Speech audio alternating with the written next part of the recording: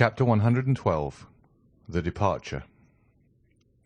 The recent event formed the theme of conversation throughout all Paris. Emmanuel and his wife conversed with natural astonishment in their little apartment in the Rue Meslay upon the 3 successive, sudden, and most unexpected catastrophes of Morcerf, Danglars, and Villefort. Maximilien, who was paying them a visit, listened to their conversation, or rather was present at it, plunged in his accustomed state of apathy. "Indeed," said Julie, "might we not almost fancy, Emmanuel, that those people so rich, so happy, but yesterday had forgotten in their prosperity that an evil genius, like the wicked fairies in Perrault's stories, who present themselves unbidden at a wedding or a baptism, hovered over them, and appeared all at once to revenge himself for their fatal neglect?" "What a dire misfortune!" said Emmanuel, thinking of Morcerf and Danglars. "What dreadful sufferings!" said Julie, remembering Valentine, but whom, with a delicacy natural to women, she did not name before her brother. "If the Supreme Being has directed the fatal blow," said Emmanuel, "it must be that he in his great goodness has perceived nothing in the past lives of those people to merit mitigation of their awful punishment." "Do you not form a very rash judgment, Emmanuel?" said Julie. "When my father, with a pistol in his hand, was once on the point of committing suicide, had anyone then said, 'This man deserves his misery,' would not that person have been deceived?" "Yes, but your father was not allowed to fall. A being was commissioned to arrest the fatal hand of death about to descend on him." Emmanuel had scarcely uttered these words when the sound of the bell was heard, the well-known signal given by the porter that a visitor had arrived. Nearly at the same instant the door was opened, and the Count of Monte Cristo appeared on the threshold. The young people uttered a cry of joy, while Maximilien raised his head, but let it fall again immediately. "Maximilien," said the Count, without appearing to notice the different impressions which his presence produced on the little circle, "I come to seek you." "To seek me?" repeated Morrel, as if awakening from a dream. "Yes," said Monte Cristo.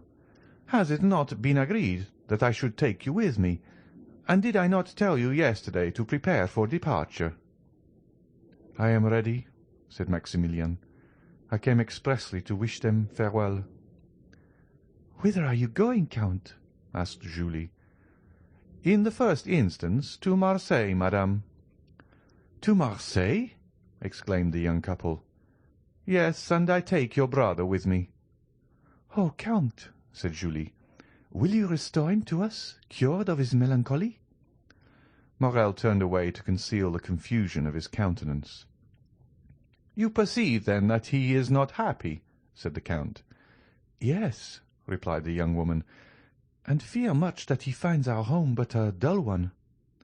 "I will undertake to divert him," replied the Count. "I am ready to accompany you, sir," said Maximilien. "Adieu, my kind friends. Emmanuel, Julie, farewell." "How farewell?" exclaimed Julie. "Do you leave us thus, so suddenly, without any preparations for your journey, without even a passport?" "Needless delays but increase the grief of parting," said Monte Cristo, "and Maximilien has doubtless proved himself with everything requisite. At least I advised him to do so." "I have a passport, and my clothes are ready packed," said Morrel, in his tranquil but mournful manner. "Good," said Monte Cristo, smiling. "In these prompt arrangements we recognize the order of a well-disciplined soldier." "And you leave us," said Julie, "at a moment's warning? You do not give us a day, no, not even an hour before your departure?" "My carriage is at the door, madame, and I must be in Rome in 5 days." "But does Maximilien go to Rome?" exclaimed Emmanuel. "I am going wherever it may please the Count to take me," said Morrel, with a smile full of grief. "I am under his orders for the next month." "Oh, heavens! How strangely he expresses himself," said Julie. "Maximilian goes with me," said the Count in his kindest and most persuasive manner. "Therefore do not make yourself uneasy on your brother's account." "Once more farewell, my dear sister. Emmanuel, adieu," Morrel repeated. "His carelessness and indifference touch me to the heart," said Julie. "Oh, Maximilian, Maximilian, you are certainly concealing something from us." "Pah!" said Monte Cristo. "You will see him return to you gay, smiling, and joyful." Maximilian cast a look of disdain, almost of anger, on the Count. "We must leave you," said Monte Cristo. "Before you quit us, Count," said Julie, "will you permit us to express to you all that the other day—" "Madame," interrupted the Count, taking her two hands in his, "all that you could say in words would never express what I read in your eyes. The thoughts of your heart are fully understood by mine, like benefactors in romances. I should have left you without seeing you again, but that would have been a virtue beyond my strength, because I am a weak and vain man, fond of the tender, kind, and thankful glances of my fellow creatures. On the eve of departure, I carry my egotism so far as to say, do not forget me, my kind friends, for probably you will never see me again." "Never see you again?" exclaimed Emmanuel, while two large tears rolled down Julie's cheeks. "Never behold you again? It is not a man, then, but some angel that leaves us, and this angel is on the point of returning to heaven after having appeared on earth to do good." "Say not so," quickly returned Monte Cristo. "Say not so, my friends. Angels never err. Celestial beings remain where they wish to be. Fate is not more powerful than they. It is they who, on the contrary, overcome fate. No, Emmanuel, I am but a man, and your admiration is as unmerited as your words are sacrilegious." And pressing his lips on the hand of Julie, who rushed into his arms, he extended his other hand to Emmanuel. Then, tearing himself from this abode of peace and happiness, he made a sign to Maximilian, who followed him passively, with the indifference which had been perceptible in him ever since the death of Valentine had so stunned him.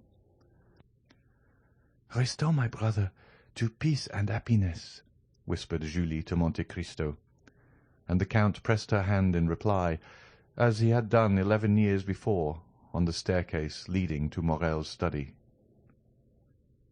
"You still confide, then, in Sinbad the sailor?" asked he, smiling. "Oh, yes," was the ready answer. "Well, then, sleep in peace, and put your trust in heaven." As we have said before, the post-chaise was waiting. 4 powerful horses were already pawing the ground with impatience, while Ali, apparently just arrived from a long walk, was standing at the foot of the steps, his face bathed in perspiration. "Well," asked the Count in Arabic, "have you been to see the old man?" Ali made a sign in the affirmative. "And have you placed the letter before him, as I ordered you to do?" The slave respectfully signalized that he had. "And what did he say, or rather do?" Ali placed himself in the light, so that his master might see him distinctly, and then, imitating in his intelligent manner the countenance of the old man, he closed his eyes, as Noirtier was in the custom of doing when saying "yes." "Good. He accepts," said Monte Cristo. "Now let us go." These words had scarcely escaped him when the carriage was on its way, and the feet of the horses struck a shower of sparks from the pavement. Maximilian settled himself in his corner without uttering a word. Half an hour had passed when the carriage stopped suddenly. The Count had just pulled the silken check-string which was fastened to Ali's finger. The Nubian immediately descended and opened the carriage door. It was a lovely starlight night. They had just reached the top of the hill Villejuif, from whence Paris appears like a sombre sea, tossing its millions of phosphoric waves into light, waves indeed more noisy, more passionate, more changeable, more furious, more greedy than those of the tempestuous ocean. Waves which never rest as those of the sea sometimes do. Waves ever dashing, ever foaming, ever engulfing what falls within their grasp. The Count stood alone, and at a sign from his hand the carriage went on for a short distance. With folded arms he gazed for some time upon the great city.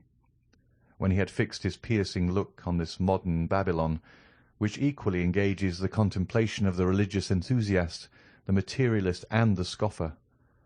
"Great city," murmured he, inclining his head and joining his hands as if in prayer.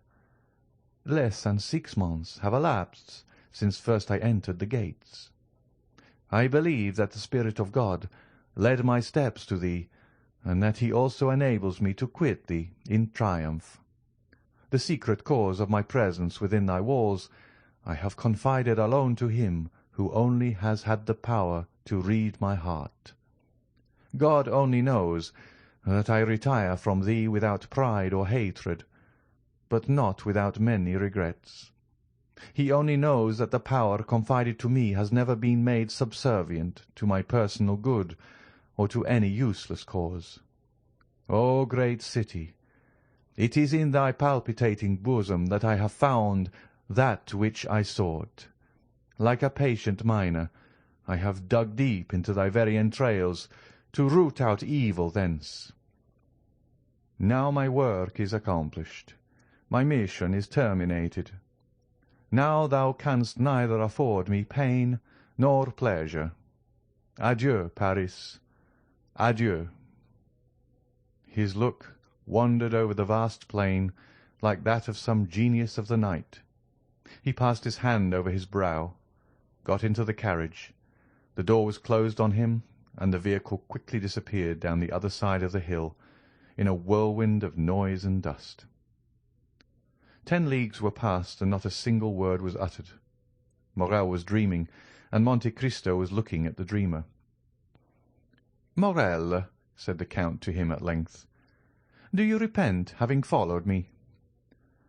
"No, Count, but to leave Paris." "If I thought happiness might await you in Paris, Morrel, I would have left you there." "Valentine reposes within the walls of Paris, and to leave Paris is like losing her a second time."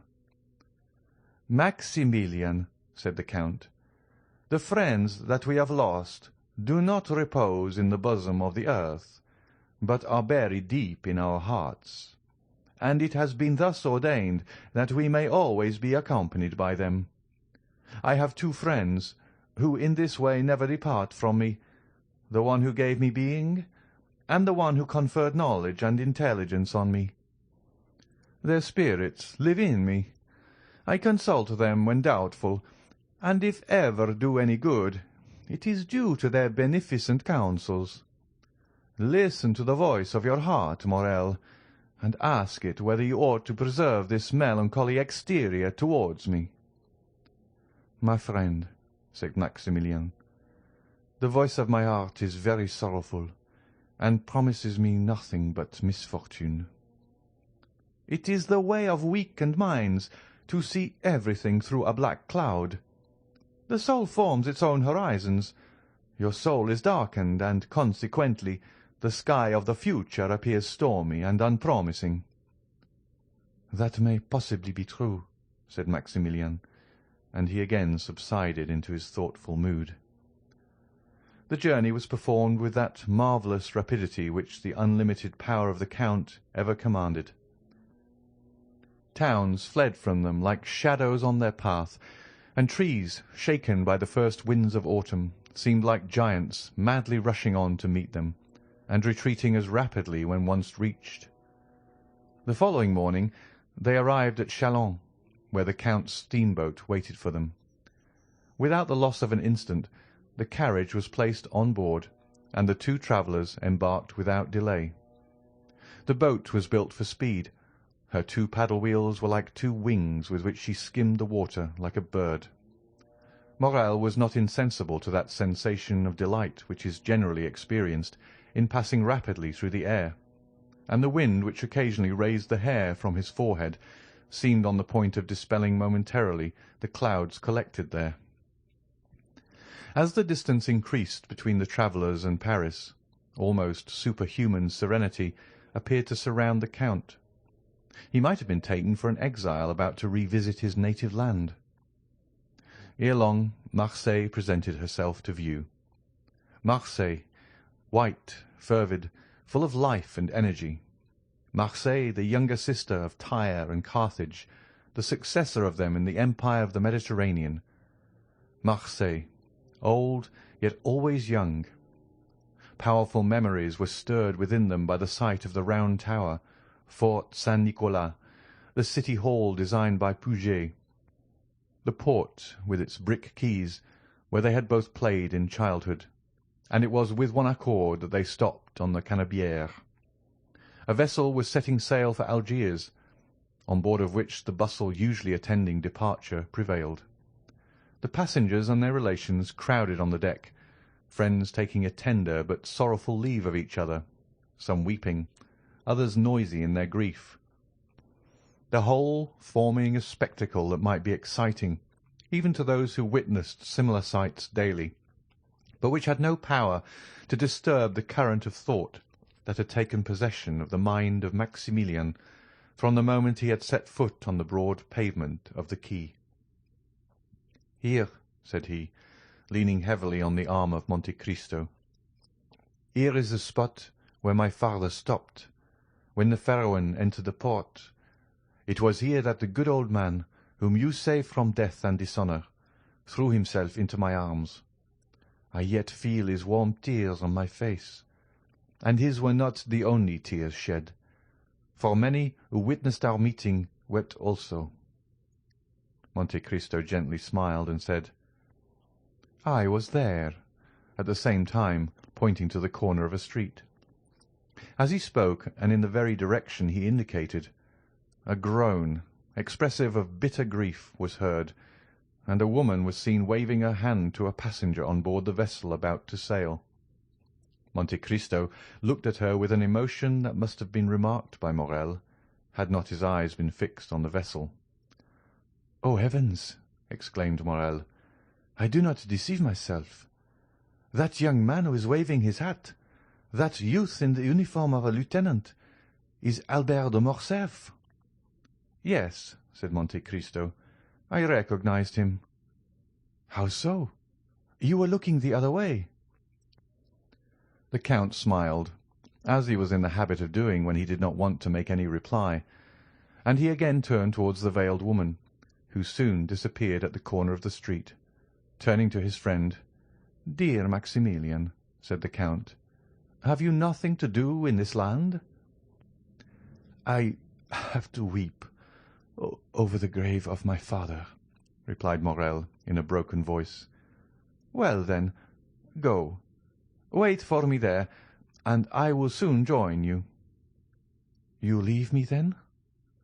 "Yes, I also have a pious visit to pay." Morrel allowed his hand to fall into that which the Count extended to him. Then, with an inexpressibly sorrowful inclination of the head, he quitted the Count, and bent his steps to the east of the city. Monte Cristo remained on the same spot until Maximilian was out of sight. He then walked slowly towards the Allée de Meilhan, to seek out a small house with which our readers were made familiar at the beginning of this story. It yet stood, under the shade of the fine avenue of lime trees, which forms one of the most frequent walks of the idlers of Marseille. Covered by an immense vine, which spreads its aged and blackened branches over the stone front, burnt yellow by the ardent sun of the south. 2 stone steps, worn away by the friction of many feet, led to the door, which was made of 3 planks. The door had never been painted or varnished, so great cracks yawned in it during the dry season, to close again when the rains came on. The house, with all its crumbling antiquity and apparent misery, was yet cheerful and picturesque, and was the same that old Dante formerly inhabited, the only difference being that the old man occupied merely the garret, while the whole house was now placed at the command of Mercédès by the Count. The woman whom the Count had seen leave the ship with so much regret entered this house. She had scarcely closed the door after her when Monte Cristo appeared at the corner of a street, so that he found and lost her again almost at the same instant. The worn-out steps were old acquaintances of his. He knew better than any one else how to open that weather-beaten door, with a large-headed nail which served to raise the latch within. He entered without knocking, or giving any other intimation of his presence, as if he had been a friend or the master of the place. At the end of a passage paved with bricks was a little garden, bathed in sunshine and rich in warmth and light. In this garden Mercédès had found, at the place indicated by the Count, the sum of money which he, through a sense of delicacy, had described as having been placed there 24 years previously. The trees of the garden were easily seen from the steps of the street door. Monte Cristo, on stepping into the house, heard a sigh that was almost a deep sob. He looked in the direction whence it came, and there, under an arbour of Virginia jessamine, with its thick foliage and beautiful long purple flowers, he saw Mercédès seated with her head bowed and weeping bitterly. She had raised her veil, and with her face hidden by her hands was giving free scope to the sighs and tears which had been so long restrained by the presence of her son. Monte Cristo advanced a few steps which were heard on the gravel. Mercédès raised her head and uttered a cry of terror on beholding a man before her. "Madame," said the Count, "it is no longer in my power to restore you to happiness, but I offer you consolation. Will you deign to accept it as coming from a friend?" "I am indeed most wretched," replied Mercédès, "alone in the world. I had but my son, and he has left me." "He possesses a noble heart, madame," replied the Count, "and he has acted rightly. He feels that every man owes a tribute to his country. Some contribute their talents, others their industry. These devote their blood, those their nightly labours to the same cause. Had he remained with you, his life must have become a hateful burden, nor would he have participated in your griefs. He will increase in strength and honour by struggling with adversity, which he will convert into prosperity. Leave him, to build up the future for you, and I venture to say you will confide it to safe hands." "Oh," replied the wretched woman, mournfully shaking her head, "the prosperity of which you speak, and which, from the bottom of my heart, I pray God in his mercy to grant him, I can never enjoy. The bitter cup of adversity has been drained to me to the very dregs, and I feel that the grave is not far distant. You have acted kindly, Count, in bringing me back to the place where I have enjoyed so much bliss. I ought to meet death on the same spot where happiness was once all my own." "Alas," said Monte Cristo, "your words sear and embitter my heart, the more so as you have every reason to hate me. I have been the cause of all your misfortunes, but why do you pity, instead of blaming me? You render me still more unhappy." "Hate you? Blame you? You, Edmond? Hate, reproach, the man that has spared my son's life? For was it not your fatal and sanguinary intention to destroy that son of whom Monsieur de Morcerf was so proud? Oh, look at me closely, and discover if you can even the semblance of a reproach in me." The Count looked up and fixed his eyes on Mercédès, who arose partly from her seat and extended both her hands towards him. "Oh, look at me," continued she with a feeling of profound melancholy. "My eyes no longer dazzled by their brilliancy, for the time has long fled since I used to smile on Edmond Dantès, who anxiously looked out for me from the window of yonder garret, then inhabited by his old father. Years of grief have created an abyss between those days and the present. I neither reproach you nor hate you, my friend. Oh no, Edmond, it is myself that I blame, myself that I hate. Oh, miserable creature that I am!" cried she, clasping her hands and raising her eyes to heaven. "I once possessed piety, innocence, and love, the three ingredients of the happiness of angels. And now what am I?"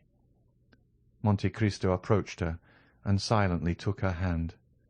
"No," said she, withdrawing it gently. "No, my friend, touch me not. You have spared me, yet of all those who have fallen under your vengeance, I was the most guilty. They were influenced by hatred, by avarice, and by self-love, but I was base, and for want of courage acted against my judgment. Nay, do not press my hand, Edmond. You are thinking, I am sure, of some kind speech to console me, but do not utter it to me. Reserve it for others more worthy of your kindness. See," and she exposed her face completely to view. "See, misfortune has silvered my hair. My eyes have shed so many tears that they are encircled by a rim of purple, and my brow is wrinkled. You, Edmond, on the contrary, you are still young, handsome, dignified. It is because you have had faith, because you have had strength, because you have had trust in God, and God has sustained you. But as for me, I have been a coward. I have denied God, and he has abandoned me." Mercédès burst into tears. Her woman's heart was breaking under its load of memories.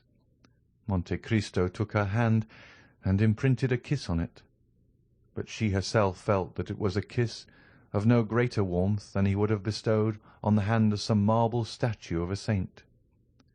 "It often happens," continued she, "that a first fault destroys the prospects of a whole life. I believed you dead. Why did I survive you? What good has it done for me to mourn for you eternally in the secret recesses of my heart, only to make a woman of 39 look like a woman of 50? Why, having recognized you, and I the only one to do so, why was I able to save my son alone? Ought I not also to have rescued the man that I had accepted for a husband, guilty though he were?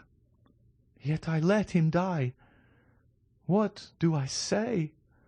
O merciful heavens! Was I not accessory to his death by my supine insensibility, by my contempt for him, not remembering or not willing to remember that it was for my sake he had become a traitor and a perjurer? In what am I benefited by accompanying my son so far, since I now abandon him and allow him to depart alone to the baneful climate of Africa? Oh, I have been base, cowardly, I tell you. I have abjured my affections, and like all renegades I am of evil omen to those who surround me." "No, Mercédès," said Monte Cristo, "no, you judge yourself with too much severity. You are a noble-minded woman, and it was your grief that disarmed me. Still I was but an agent, led on by an invisible and offended deity, who chose not to withhold the fatal blow that I was destined to hurl. I take that God to witness, at whose feet I have prostrated myself daily for the last 10 years, that I would have sacrificed my life to you, and with my life the projects that were indissolubly linked with it. But, and I say it with some pride, Mercédès, God needed me, and I lived. Examine the past and the present, and endeavour to dive into futurity, and then say whether I am not a divine instrument. The most dreadful misfortunes, the most frightful sufferings, the abandonment of all those who loved me, the persecution of those who did not know me, formed the trials of my youth, when suddenly from captivity, solitude, misery, I was restored to light and liberty, and became the possessor of a fortune so brilliant, so unbounded, so unheard of, that I must have been blind not to be conscious that God had endowed me with it to work out his own great designs. From that time I looked upon this fortune as something confided to me for an especial purpose. Not a thought was given to a life which you once, Mercedes, had the power to render blissful. Not 1 hour of a peaceful calm was mine, but I felt myself driven on like an exterminating angel, like adventurous captains about to embark on some enterprise full of danger. I laid in my provisions, I loaded my weapons, I collected every means of attack and defence. I inured my body to the most violent exercises, my soul to the bitterest trials. I taught my arm to slay, my eyes to behold excruciating sufferings, and my mouth to smile at the most horrid spectacles. Good-natured, confiding and forgiving as I had been, I became revengeful, cunning and wicked, or rather immovable as fate. Then I launched out into the path that was open to me. I overcame every obstacle and reached the goal. But woe to those who stood in my pathway. "Enough," said Mercedes. "Enough, Edmond. Believe me that she who alone recognized you has been the only one to comprehend you. And had she crossed your path, and you had crushed her like glass, still, Edmond, still she must have admired you. Like the gulf between me and the past, there is an abyss between you, Edmond, and the rest of mankind. And I tell you freely that the comparison I draw between you and other men will ever be one of my greatest tortures.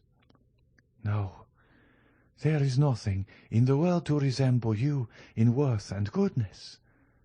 But we must say farewell, Edmond, and let us part."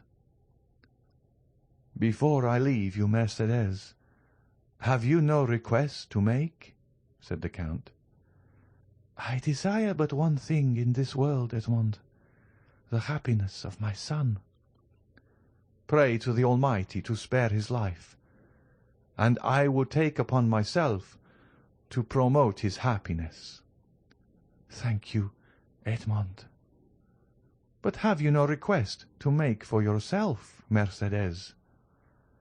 "For myself I want nothing. I live, as it were, between two graves. One is that of Edmond Dantès, lost to me long since. He had my love. That word ill becomes my faded lip now, but it is a memory dear to my heart, and one that I would not lose for all that the world contains. The other grave is that of the man who met his death from the hand of Edmond Dantès. I approve of the deed, but I must pray for the dead." "Your son shall be happy, Mercedes," repeated the Count. "Then I shall enjoy as much happiness as this world can possibly confer." "But what are your intentions?" "To say that I shall live here, like the Mercedes of other times. Gaining my bread by labour would not be true, nor would you believe me. I have no longer the strength to do anything but to spend my days in prayer. However, I shall have no occasion to work, for the little sum of money buried by you, and which I found in the place you mentioned, will be sufficient to maintain me. Rumour will probably be busy respecting me, my occupations, my manner of living. That will signify but little." "Mercedes," said the Count, "I do not say it to blame you, but you made an unnecessary sacrifice in relinquishing the whole of the fortune amassed by Monsieur de Morcerf. Half of it at least by right belonged to you, in virtue of your vigilance and economy. I perceive what you are intending to propose to me, but I cannot accept it, Edmond.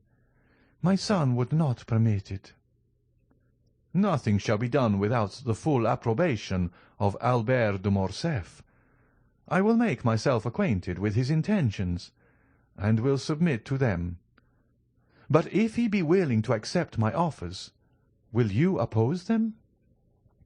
You well know, Edmond, that I am no longer a reasoning creature. I have no will, unless it be the will never to decide.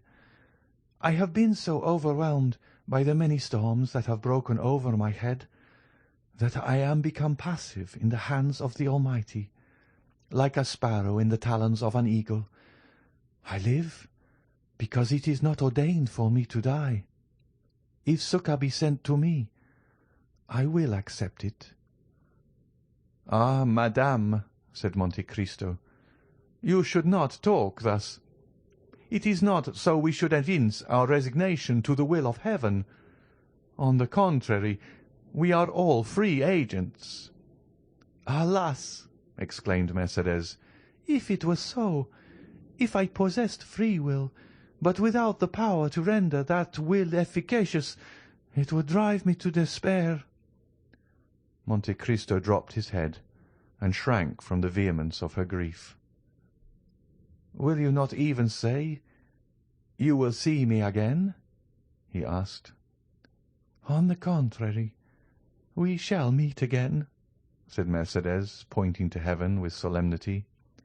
"I tell you so, to prove to you that I still hope." And after pressing her own trembling hand upon that of the Count, Mercédès rushed up the stairs and disappeared. Monte Cristo slowly left the house and turned towards the quay. But Mercédès did not witness his departure, although she was seated at the little window of the room which had been occupied by old Dante. Her eyes were straining to see the ship which was carrying her son over the vast sea, but still her voice involuntarily murmured softly, "Edmond, Edmond, Edmond."